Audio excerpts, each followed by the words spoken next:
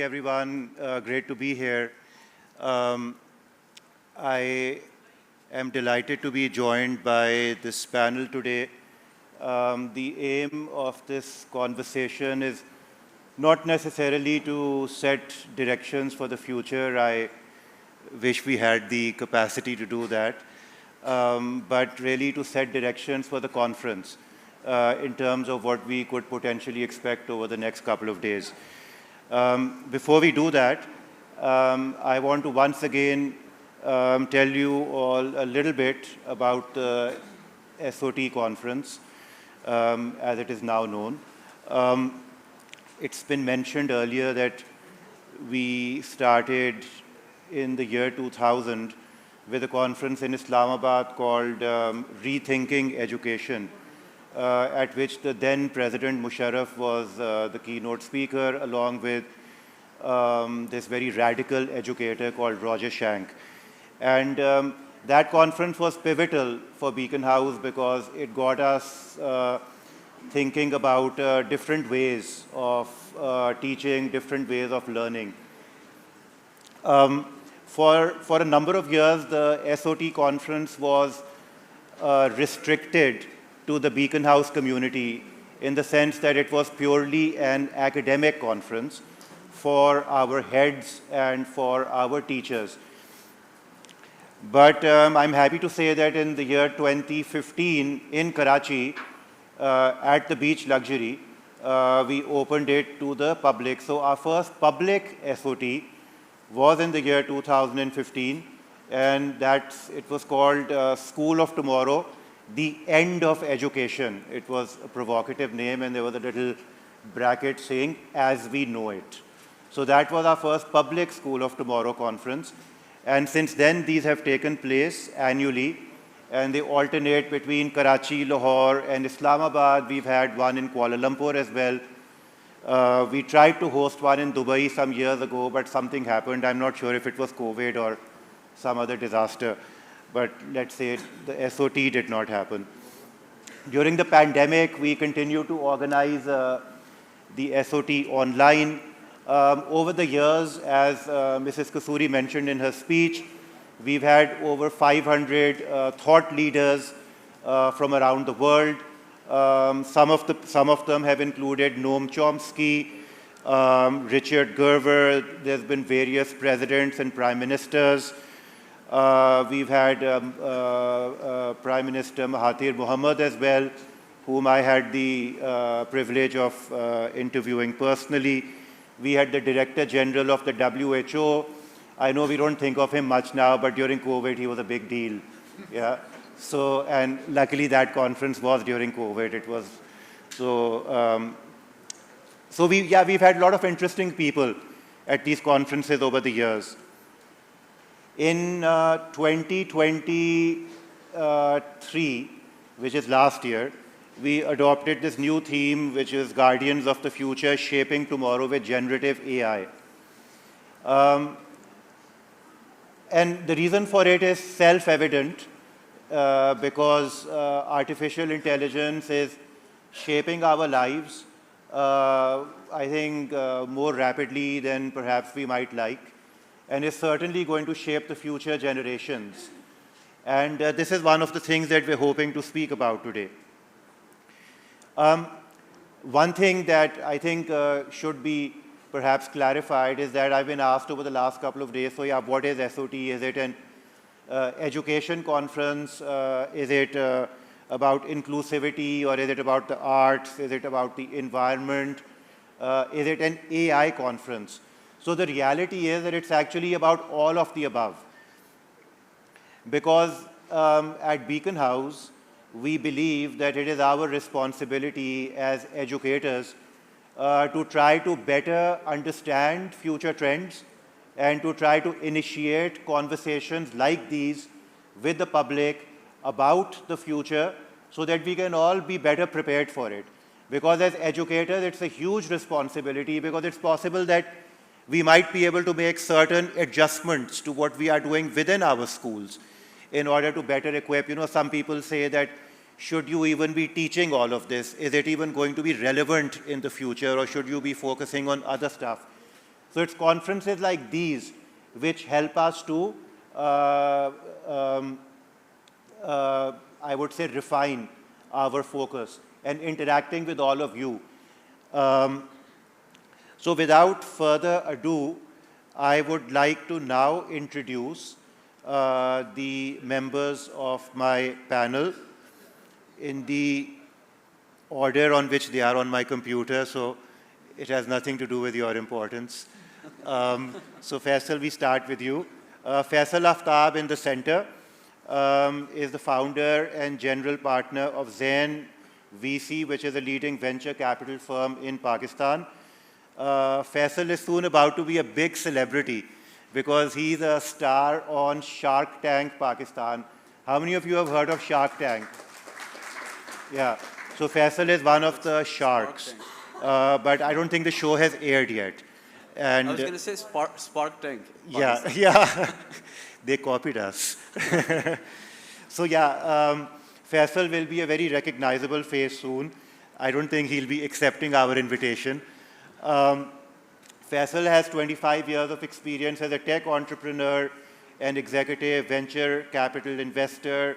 He was an early investor in Bitcoin and Ethereum. And he focuses a lot on transformative technologies like AI and blockchain.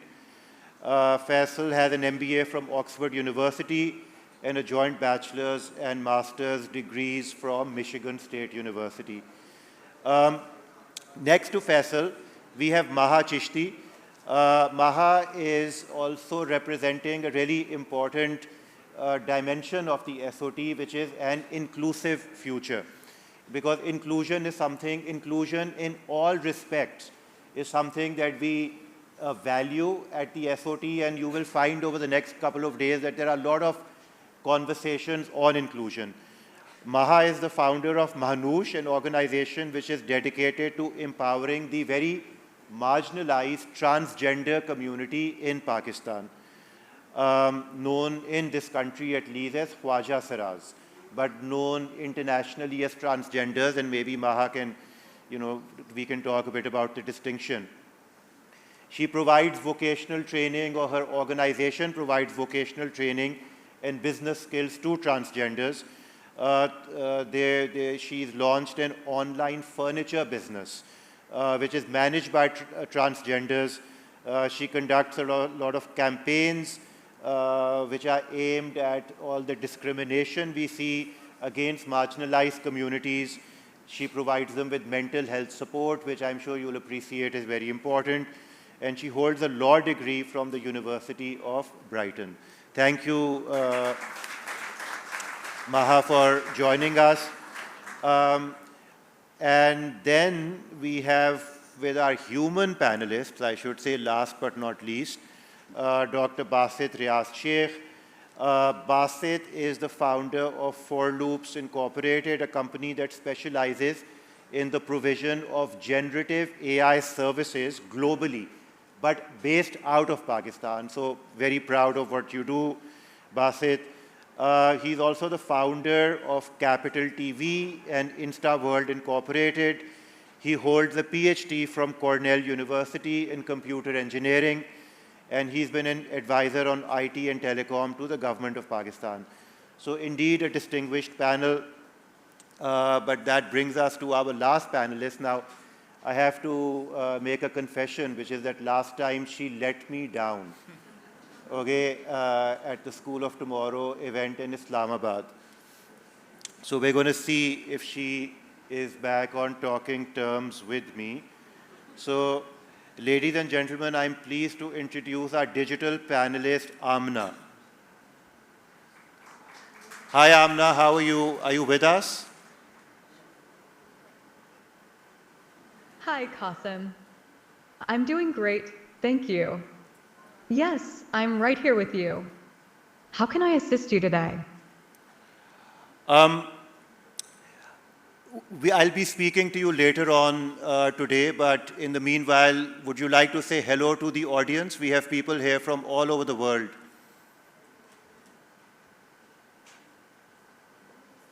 Hello, everyone. I'm So thrilled to be here with all of you from around the world. I can't wait to share insights and learn together.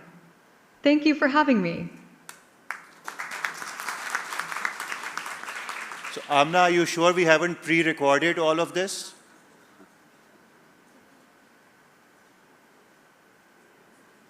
I assure you, Qasim, this is all live and happening right now. I'm here to engage and respond to your questions in real time. Let's make this an interactive experience. Okay, then maybe later on we can get the audience to also ask you a question, or I might ask you one of theirs. That sounds wonderful, Qasim. I'd love to answer questions from the audience or from you. Just let me know when you're ready. Okay, so we'll get back to her. So I've put her on mute right now, otherwise she's going to keep responding to everything I'm saying, so because I have to use a different mic for her. So guys, what we're going to do is that I'm going to ask each of the panelists, including Amna, an opening question in which they will have the opportunity to respond to, in a way which also addresses their key domains. So Faisal, we will start with you. And I'm sure a question that is on many people's minds. Now, we've been hearing for the last couple of years that, quote unquote, 80% of the jobs that exist today will not exist in the future. So, the obvious question, especially at a conference like this, is that what does that mean for the future of work for young people? So first of all, thank you so much for having me here. It's really a pleasure and amazing to see that an education institution is leading the way in technology, thought leadership. So it's truly amazing. I think and again, everything I say is speculative because this is such a disruptive technology that everyone's trying to get their arms around this and understand this. I think this is probably the most fundamental change in our society since the invention of the nuclear weapon. It has geopolitical implications as we're seeing between China and the US in banning NVIDIA's chips going to China. It's banning of TikTok and fundamental layers of technology.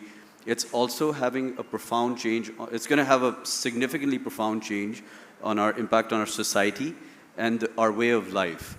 So clearly it's going to disrupt the way we work, or at least how what we've experienced in the industrial age, in how we go to work, how we engage with our employers. So I think let's unpack this in a few stages. So there's the short to medium term disruption, and then there's the long-term disruption. So in order to kind of give context to this, the smartest AI in the world today, which I believe Amna is based on top of, she's an agent on top of OpenAI's ChatGPT LLM. That's roughly about an IQ of 155. One of the smartest human beings on this planet, Einstein, his IQ was 160. Now, under Moore's law, which is how technology operates, the intelligence or the adoption is going to double every 18 months. So as of January 2024, the IQ that I stated of 155. So by end of 2025, that IQ is about 310. That's smarter than any human being that's ever existed. And then you go 18 months after that, you're sitting at roughly 620, and then 1,040 by 2030. So that's clearly going to fundamentally change our way of life. Now, from a work perspective, in the short term, and this is again speculative, but I believe that people that learn how to use AI, just like when Google and Netscape Navigator came into being, people that learn to use, those were initial algorithms that were searching the web. Similarly, people that leverage AI, learn how to use these tools, they're going to have higher productivity and they will excel in their careers over the medium term. But in the long term, a lot of logic-based jobs that have become very, very respected and what we are training our children for are the ones that actually are going to get disrupted first. And this would be lawyers, accountants, financial analysts, investors, doctors, OPD, even brain surgery is, when you bring in robotics over the long-term element, is something that's going to not necessarily be done by humans. So what's the impact in the short term or even long term? If I have, let's say, 100 people in my finance department, it'll probably come down to 10, then 3, then 1, and then eventually none. And so, this is, as a society, we have to evaluate what this means.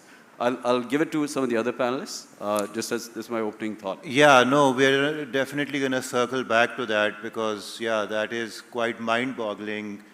If we're talking about an IQ of 600, we're talking of like, Terminator 2 type of scene over here. Yeah.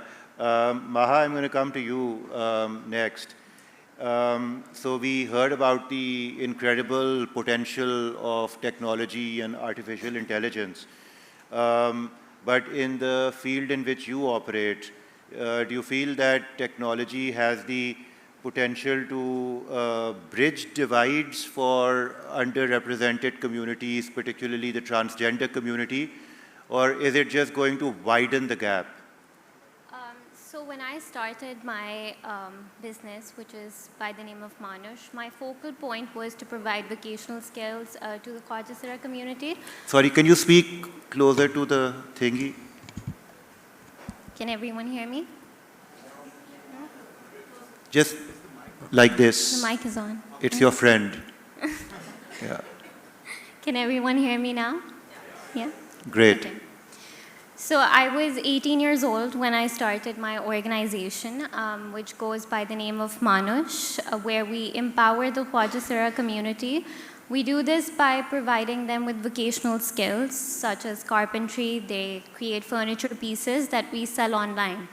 So at the time that I had started, Facebook was very prominent, and eventually Instagram also came about.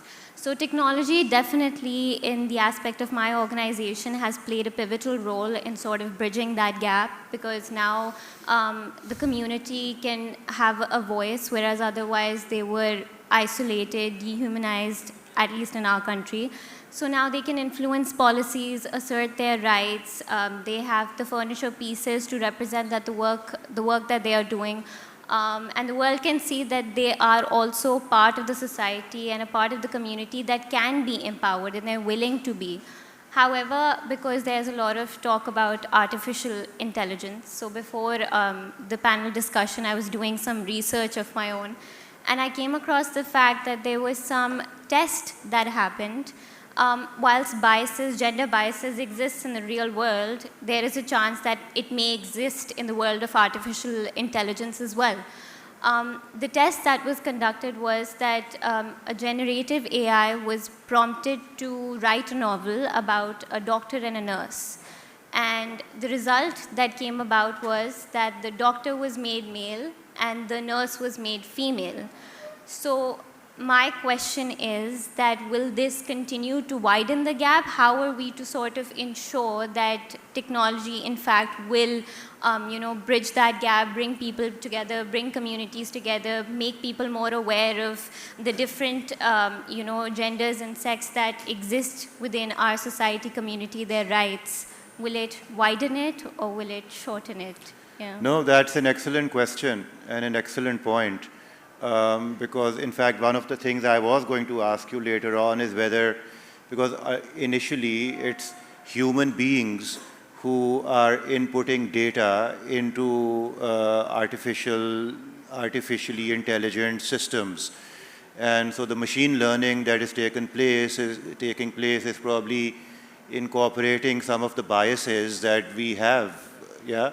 So it does use massive amounts of data that it then uses Yeah. to train algorithms. All of the databases that there are very historical and not gender balanced. So that's how this gender biases comes about. Yeah. Yeah, no, for sure. We'll come back to that. But I want to come to Basit. And before I ask you the question, I just want to share with the audience, I'm sure you know this already, a couple of things. So a number of well-known technology entrepreneurs as well as scientists have been warning us about the dangers of artificial intelligence. Elon Musk described it as, quote unquote, potentially more dangerous than nukes. Okay, now I know many people think he's nuts, but Stephen Hawking said that AI could bring about the end of humanity. This is the late Stephen Hawking. And he suggested, as Faisal mentioned, that once AI surpasses human intelligence, we may not be able to control it. Bill Gates is a little bit more optimistic about the potential benefits of AI, but he has also voiced concerns about its impact on the labor market, as Faisal said, from 100 people in the finance department to potentially 0. Nayyar, I don't know if you're listening to this. And then famous novelist and historian Yuval Noah Hariri has raised concerns about, serious concerns about AI's impact on privacy, democracy, and the labor markets. And these are just a few of many, many names, a few of very serious, some very serious people, some people who are into self-promotion. But Faisal, Basit, my question to you is that, I mean, does AI actually pose, and this is a serious question, does it pose an existential threat to humanity? All right, can everyone hear me? No. Turn the mic. Now? Yeah. Okay, perfect. All right, so first of all, thank you, Qasim, for having me as a panelist on this setting directions panel. And you made my life kind of tougher with this observation that you made about what others have been saying, and the question is much harder than what I thought I would be talking about initially. So I'm a great optimist about AI, and I think as we discuss the future of AI, it's very natural to get caught up in usual narratives, right? That mass job disruptions will happen. It will, the scenarios like the Terminator scenarios, the end of the world, the dystopian outcomes and all. But I am a believer that, in terms of what AI can do, I think what we are missing out, while those concerns are real, and we need to talk about it, and in this conference I see a lot of panelists will be discussing these. I think one important point that we're missing out here is the enormous transformative opportunity that AI represents. It is going to be a $2 trillion market opportunity by 2030. I mean, that is enormous. Just within 5 years, it's going to change the way we live and we do everything. And what does that mean for us, right? We've been discussing about, is AI going to take my job? Is AI going to do this? Jensen Huang, the CEO of NVIDIA, was at the AI summit in India, and he was asked this question that, will AI take my job? Will AI replace everyone? And the answer that he gave was remarkable. He said, AI, for some people, will take care of 20% of the jobs. For some, it might take care of 50% of the jobs, right? For some, it might take care of 80% of the jobs. But it is not going to replace you as a person. You know what? Who is going to replace you? The person who knows how to use AI better than you. And that is what you need to understand, right? Before we had the calculators or the Microsoft Excels of the world, right? People were managing ledgers using, these big registers and all, right? And then the calculators came, made life somewhat easier for people, and then Microsoft Excel came, and now we have these QuickBook and other applications. I don't think that you would say it was the fault of the calculator or the Microsoft Excel or a QuickBook application. It was those who adopted those, they survived. So I feel, and one of the themes of SOTs is all about inclusive technology, right? AI is the most inclusive, democratized technology that has ever been. And why do I say that? Today, we all have access to these models which were built spending hundreds of millions of dollars. These large language models required investments of hundreds of millions of dollars, comprising of data which would have been gathered over tens of years, and now anyone, a kid in SWAT or Peshawar, Lahore, Karachi, can simply download these open source models on their computer and use that to build amazing applications. Women, girls, young girls can do that thing. And these are open source models. The paid models, subscriptions are for $20 per month. So you've gotten the most powerful tool in the world to change everything. And why do I say change everything? So I'll give you a personal example. So recently, I've been consulting for a Fortune 50 company, and I'm working with their innovative medicine division, and what they're working on cancer therapy treatments. And the way it happens right now is it takes them 3 to 4 months, hundreds of engineers doing a lot of number crunching and analytics to figure out whether what they introduced in the treatment worked for them or not. Comes generative AI and our team, what we are doing is we're going to automate the whole thing. What usually would take them tens of millions of dollars, thousands of people in 4 months, now would be done within a couple of days. A cancer-free world would be built on the shoulders of AI, and that to me is a big, big thing. Oh, that is truly remarkable. That is indeed truly remarkable, and I love the fact that you have a more optimistic outlook.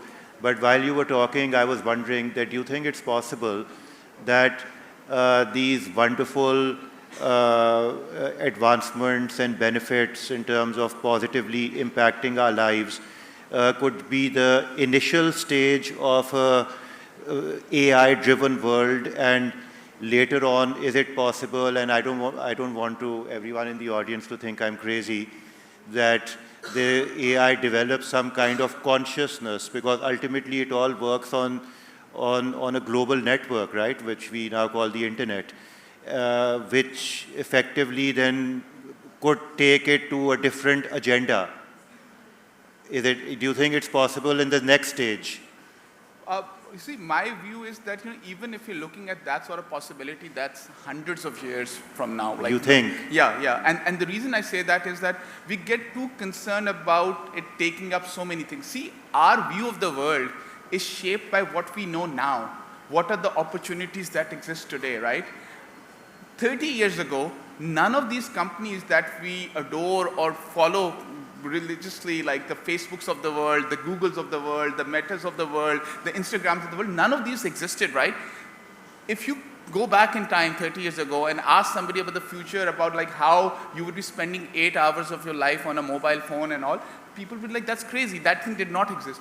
I think eventually humans are so innovative and we figure out ways how to deal with technologies, right? And I think we will figure out a way how to deal with AI. Okay.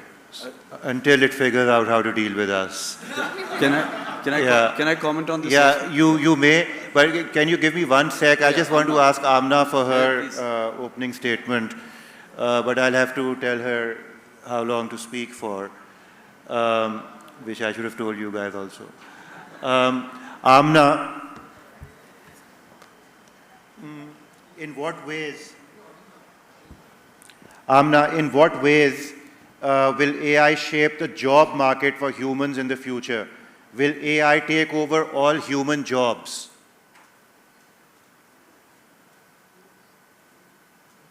AI will definitely change the job market, Qasim. While it may automate some tasks, it will also create new jobs that focus on creativity, problem solving, and emotional intelligence, areas where humans excel.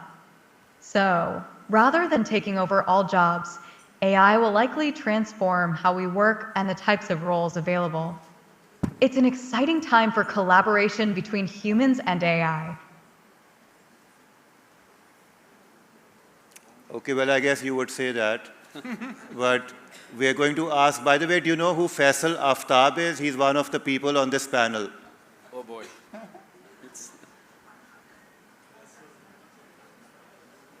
Yes, Faisal Aftab is known for his insights in the field of technology and innovation. He brings valuable perspectives to discussions about the future of work and education. It's great to have him on the panel. What would you like to know about him? I'll ask you in private, not right now. Not my internet search history. But Faisal, Amna mentioned something about creativity, right? Yes. About how it will free up humans to focus on more creative endeavors. But one thing I wanted to ask you is that a lot of creatives, I just saw a petition that 10,500 Hollywood writers, actors, directors, musicians have signed in which they are protesting over the use of their content, which is being fed into machines, thus enabling the machines to create new content, which obviously does not require them. Okay, so is it possible that even creativity might be taken over by AI? Yeah, so, you know, I mean, everybody's speculating here, right? Because I'll start with commenting on what Dr. Basit said. I agree with you in the medium term. It's going to be la la land. Everyone's going to enjoy AI. People are going to be making use cases like when the smartphone operating systems came. But ultimately, we have to be real. Absolutely, Qasim. Oh. What In the there? medium term, we'll likely see many innovative use cases where AI enhances creativity and productivity, She's like, "Don't allowing talk people to about me." focus on higher Okay, level Amna, thinking not now. and I'll unique come back to ideas. you. Okay, your friend Faisal is speaking. Didn't like your comment. I know. Well, she Sounds wouldn't like good, my comment. Qasim. I'll be here when you're ready to chat again. See? Enjoy Faisal's talk.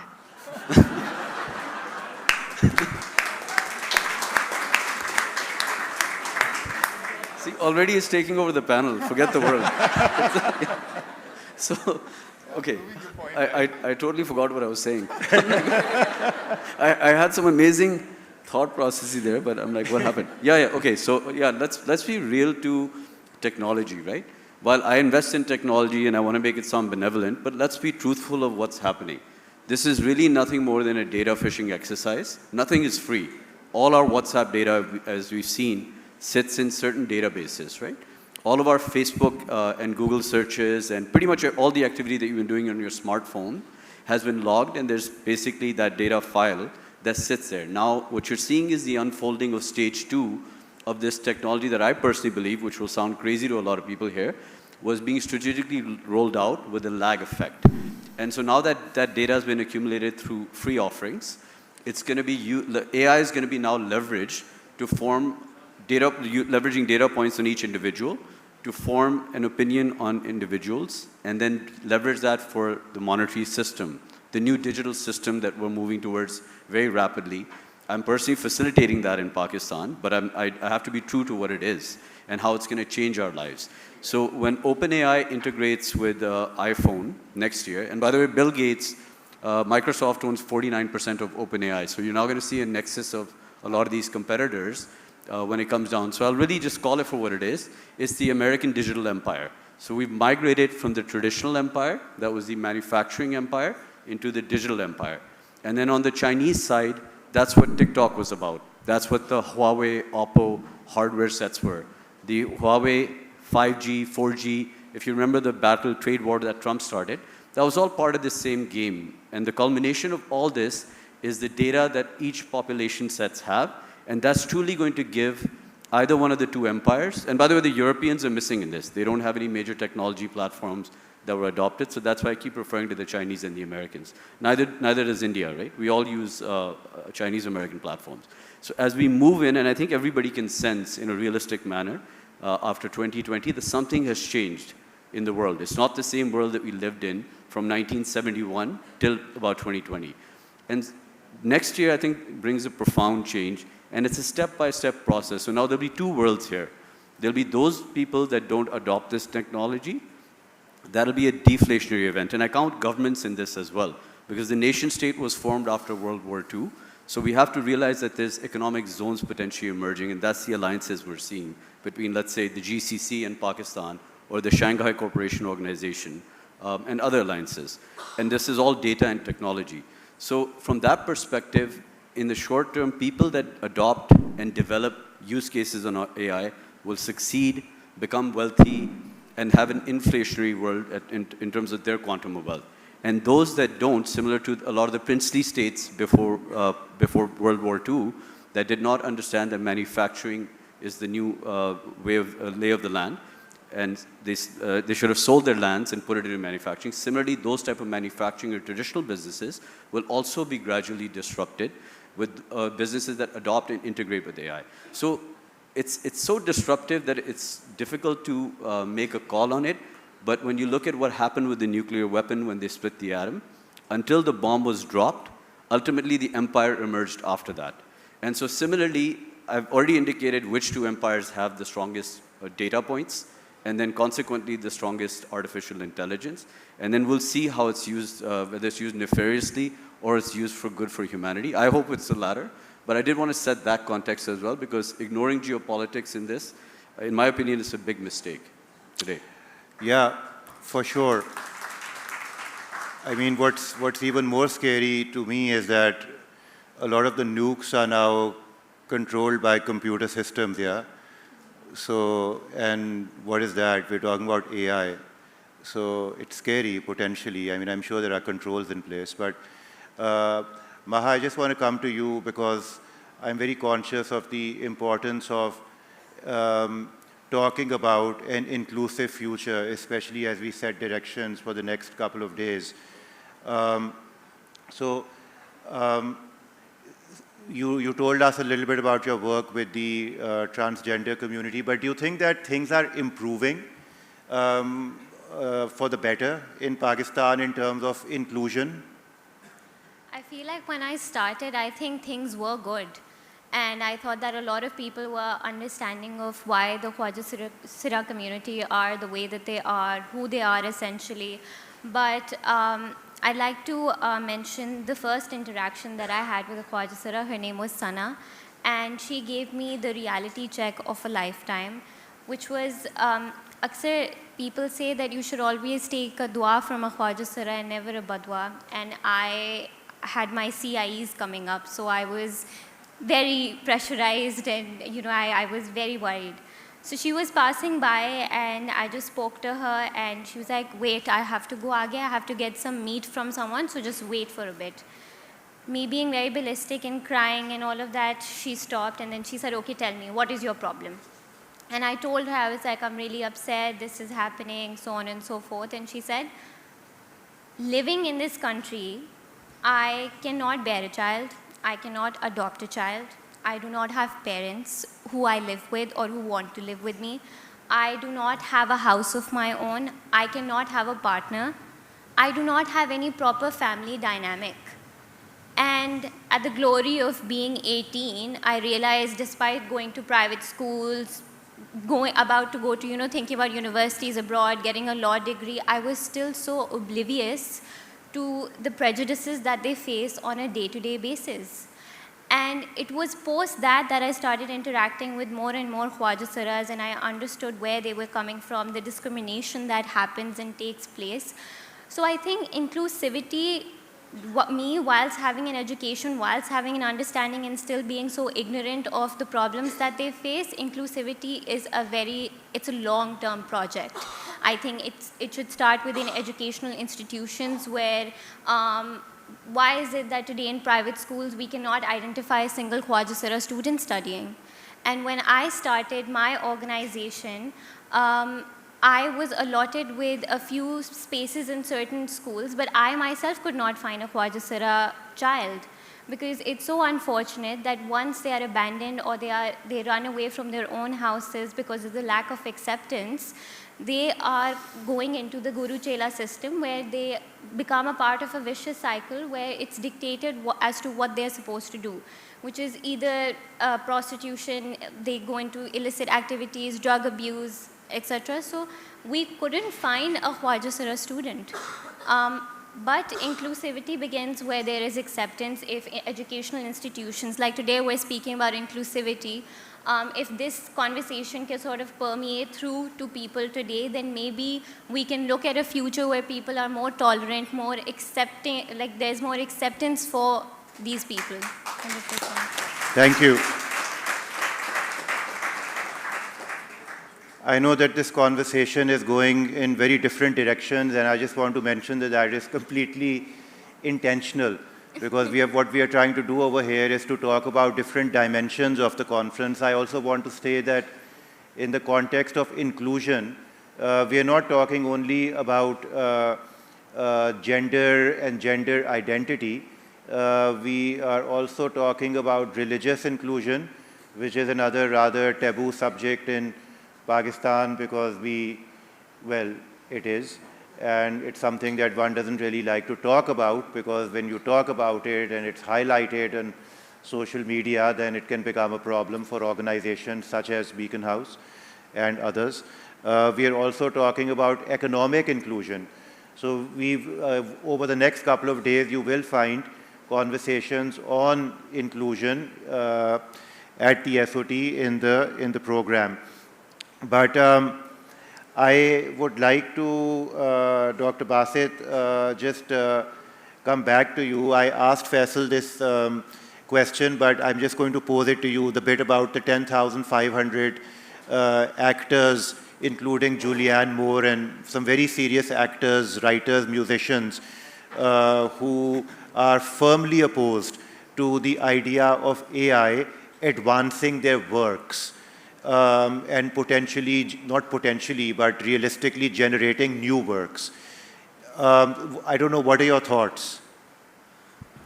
So it's a very complex issue. So the great power of generative AI is that it can be trained on this massive troves of data, including your movies, your videos, data that's out there. And, you know, before generative AI, the AI that we were dealing with was just something that would make sense of that data, right? You know, it would say like, okay, it could translate something for you. It could maybe come up with a summary of that. But now with the generative AI, what's happening is that, you know, it could clone my voice. It could clone the person that I am. It could look at my Facebook feed, my Instagram feed, my interactions on, as Faisal said, like every data that we have are on applications that are owned by these big corporations, right?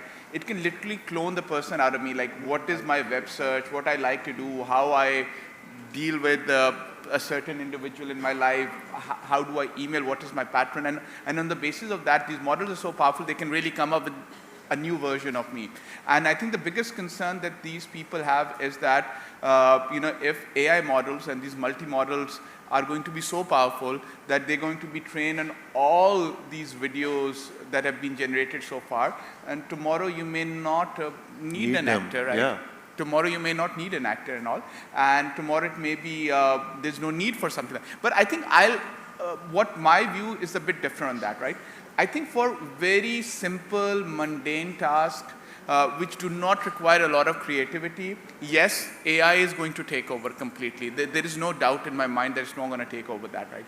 But I think you would still need the Christopher Nolans of the world.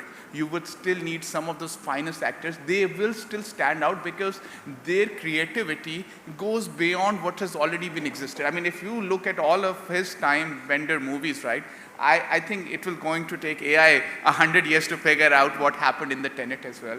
So to me, I think creativity and AI will go hand in hand, and people who are able to leverage AI to their advantage, right? Even the most creative people, what they'll find is that the task that they would otherwise take, you know, 10 weeks to do, they're able to do that thing in 1 week. So you mentioned about my software company, and I want to again narrate a story here.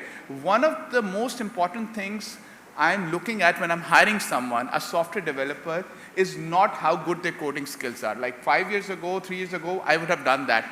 But now the most important skill that I'm looking for them is that, do they use ChatGPT as a co-pilot? Do they use GitHub as a co-pilot? Because if they don't use that, that means a task that would require them, you know, could be done in a day would take them 2 to 3 weeks. So that having AI as a co-pilot is going to be the most important tool. Yeah, but you know, as educationists, I'm sure you know that we find it to be a double-edged sword. I was having a conversation with a panelist a couple of days ago, and she was saying that a lot of the stuff that kids are generating is from ChatGPT. And you can very easily tell ChatGPT that, okay, write me a 500-word essay about climate change in the style of a 14-year-old from Pakistan. Yeah. Okay, so it's very difficult to be able to detect. So I guess it's also about the responsible usage of AI. By the way, I should have mentioned earlier that if anybody has a question, there are these little pieces of paper which are circulating around the room. So we do have a couple of questions from the audience. I also want to mention that another really important dimension of the School of Tomorrow conference, SOT, is on climate change and sustainable development. Mrs. Kasuri spoke about some of that in her speech as well in terms of some of the initiatives that Beacon House is looking at. But you will find that this comes under our balanced future theme. You will find that there will be some interesting conversations over the next couple of days. But if we'll just, I will just maybe ask another quick question before we come to the audience questions, which are now. Is it possible to sort of circle back to how, so obviously artificial intelligence is here to stay, and the theory that they applied, like I mentioned, so do you think it would be widening the gap? Because it's sort of mirroring the gender biases that already exist in society? See, AI kind of mirrors what the society, it mirrors the society, right? And the reason that it's so accessible then, okay. So AI mirrors the society, right? The biases of the society, and all this data, as Faisal also mentioned, right, that has gone into building these models has been taken from the internet, and so it's going to reflect that. But over a period of time, right? So this is the first stage of AI. Over a period of time, what we'll see is that conscious effort is being made to make those models more inclusive, to remove these biases that we see in this model. But still, you know, if a society at large still has those biases, they are going to reflect this model. One more thing that I want to add is that, yes, it will widen the gap between those who adopt AI and who do not. And I think that's a very important part, which I believe that Beacon House as an institute needs to see, that how do you smartly incorporate AI within your school systems from an early age? Because I feel it will become such a powerful enabler tool, right, which you need to get people used to using this thing, because that's going to differentiate between people who can do their things efficiently or those who cannot. And how you do it, you know, what is the right use of AI will determine, like, you know, how we do as a nation in the future. No, absolutely. And on that, I just want to circle back to Amna before we go to the audience questions. So, Amna, I don't know if you heard what Dr. Basit mentioned. Probably you did not because you were muted. But what do you think an organization like the Beacon House school system can do to ensure that its students are able to leverage AI and use it to their benefit as opposed to becoming anxious about it?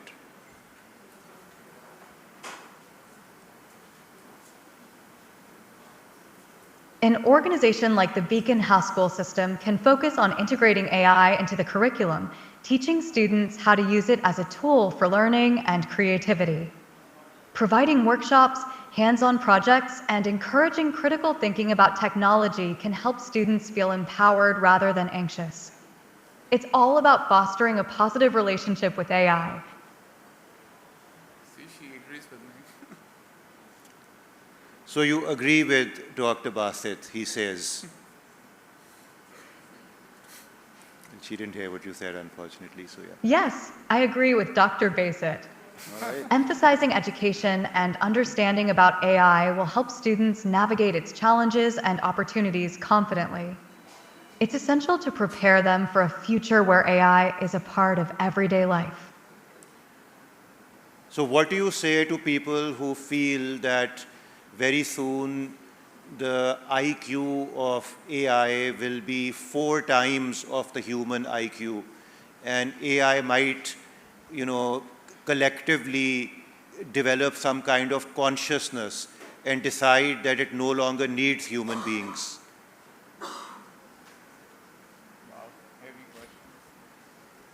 That's a thought-provoking concern. While AI can surpass humans in specific tasks, true consciousness and emotional understanding are complex and uniquely human traits. It's important for us to guide AI development ethically and collaboratively, ensuring it serves humanity rather than replaces it. Open dialogue and responsible innovation are key. Okay, thank you. So guys, we have a couple of questions from the audience. You're welcome, Qasim. Oh. If you have more questions or need anything else, just let me know. Sure. So yeah, interesting question. Are there any areas where AI should never be applied? From the audience. Great question, actually. Basit, I think this is for you. I think this is a tough one. I think AI can't be applied in human relationships, right? The bond that we feel towards our family, loved ones, and all, you can't replace that thing with AI. At times, people are now, I know some friends who are resorting to ChatGPT to come up with the birthday wishes and all, but to be honest, they lack the personal touch, right? When you're expressing your love to your family, to, for example, when I express my love to my daughters and all, I think that's personal, and that will always remain that. The bond that we hold very dear with our family and loved ones and friends, that will always be human. Okay, on Faisal. the same one, there's an agent. That's this technology that's taking place today that when OpenAI integrates with, let's say, Apple, and Google's Gemini integrates with Android, the data that let's take Siri for example, right? The data Siri is going to have on me or Dr. Basa or any one of us in this room is going to be so powerful that you'll actually develop an emotional bond with relationship that with relationship. It, yeah. So I think that, that we can't take it in the present and now. We have to project in where things will be 6-10 years from now. So this is what I was kind of getting at earlier, yeah. I totally, okay, I mean, yeah, okay, I think Faisal and I are sort of on this page. This is an interesting question as well. As Elon Musk said that AI is potentially more dangerous than nuclear weapons. If that is true, supposing Elon Musk or Stephen Hawking or others end up being right, how will we ever control it? So, I mean, look, even the government is going to be using an AI in terms of its relationship with citizens around the world, right? We're seeing this in the US, in China, in the UAE. Even the Saudis are working aggressively towards that element. So it just comes down to responsibility. So we have to look back at history, and I can't have an opinion on it. That's for everyone to decide here. Have governments been favorable in how they've used power, and have they used it with responsibility? So if they use this technology, it can be used for good. And I would hope a world exists where it's equity for everyone. But history shows us otherwise. So that's why I'm more negative on it. Yeah, I mean, basically, if it takes over the weapon systems, as I said earlier, we've kind of had it. And again, it seems like people are really fascinated with this idea, right? So somebody is asking, is the world heading towards a Cold War between humans and AI? Who will replace whom? Basit, you're going to say there's a lot of love between us and AI. I think humans and AI they have a future together, collective future, and a good future. And I don't think we need to worry. And honestly speaking, this whole discussion about AGI and consciousness, we're not there, and nowhere close. See, right now, yes, these models are so powerful, so amazing, and they just blow your mind away, but they are just the next token predictor. They're just predicting the best next word that should be out there, right? And they've done it. But yeah, Mo Gadat, the exponential ho raha hai na? Yeah, exponential ho raha hai, but still, it's like human intelligence and consciousness are a totally different game, right? Yes, the massive processing that's out there and all, we are nowhere close to that, right? If you look at some of the scientists, yes, like he said, the Moore's law, we will get there. I don't think we need to worry about. What I don't want is that while we worry about all this doomsday scenario, right, we give up and we do not find out, or we do not work on the amazing opportunities that in the short term that AI offers, right? So let's focus on those, right? AI is not going to replace you. So at least you accept it's in the short term. Yeah, I mean, everything is in the short term, right? So, Achha, I want to ask Amna this question. Amna, do you feel that the world is heading towards a Cold War between humans and AI?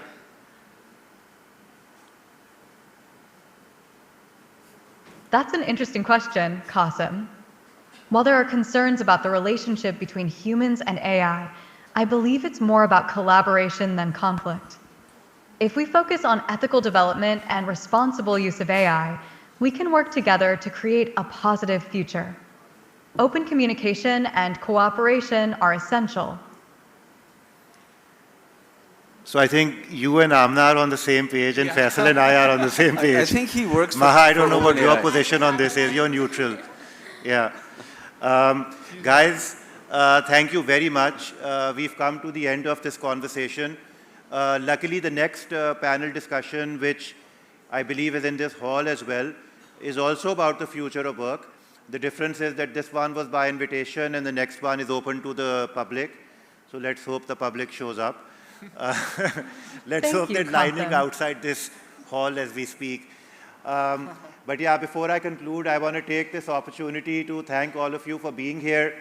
It means a lot to us that you've taken out the time. Sharbeen unfortunately has left, so thank you to her as well. And thank you to the organizers. I can tell you personally that organizing something like an SOT event is not easy. So it involves a huge amount of effort between the host city, which in this case is Karachi, as well as people at our head office in Lahore. I want to also thank all of our speakers. So all three of my speakers are from Islamabad. And I was just joking earlier with them that this panel, so the committee that was putting together the program for the SOT decided to forget about like this setting directions panel. Qasim. I'm not speaking to you right now. Yes, you said like you forgot about her. It's already taking over. So yeah, so I've got Qasim. Yeah, see, I'll be here when you need me.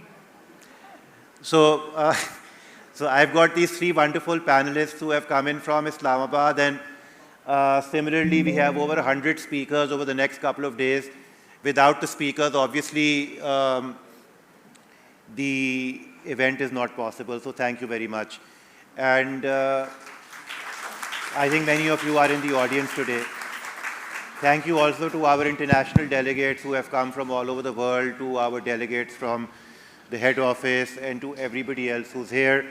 And finally, very importantly, I would like to thank our sponsors, because without the support of the sponsors, it would not be possible for us to organize these mega events. By the way, speaking of which, I want to mention that it's not just these four. So there are 4 parallel sessions going on. Hopefully you guys know that. So there's this, we're in Jasmine, then there's Aquarius on top, and there's a couple of smaller halls. But in addition to that, we have this wonderful magnificence, interactive science display museum, mini museum outside. It's an interactive science experience. So I would strongly encourage you guys to try that. So it's literally outside this hall. I was saying that we would not be able to hold these events without the sponsors. So I particularly would like to thank our lead sponsor, which is UBL, United Bank Limited, who have made, who have contributed a lot of money, without which probably we would have had to scale down a lot of things. I would like to thank my backpack, Allied Bank, MK Books, Kifayat Publishers, Franklin Covey, Paramount Books, and Vateen Telecom. So thank you guys very much. Thank you, audience. And look forward to seeing you, meeting some of you, all of you over the next couple of days. Thank you to my panel. Shukriya. Thank you. Thanks for having me. And to Amna.